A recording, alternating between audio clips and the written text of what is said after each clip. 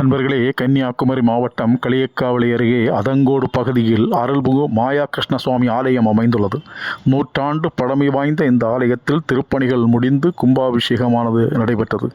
இந்த கும்பாபிஷேக விழாவில் ஆயிரக்கணக்கான பக்தர்கள் பங்கேற்றார்கள். கும்பாபிஷேகம் முடிந்த பின்னர் புனித நீர் ட்ரோன் உதவியுடன் பக்தர்கள் மீது தெளிக்கப்பட்டது. இந்த காட்சிகளை இந்த பதிவில் நாம் பார்க்கலாம்.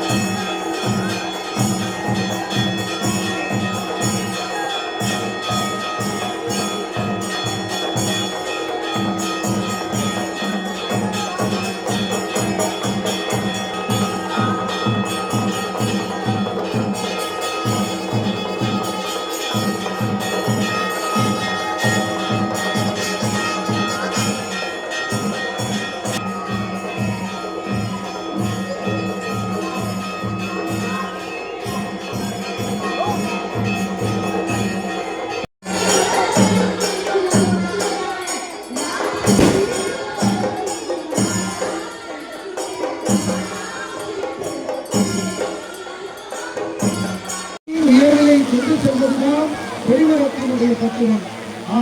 இங்கிருந்து நம்மை அவநிலைக்கு கொண்டு செல்வதற்காக அவதாரம் செய்வது அவதார நோக்கம். அப்படி எம்பெருமான் மாயா கிருஷ்ணன் நாராயணன் இந்த உலகத்தையே காத்து ரட்சிக்கிறது.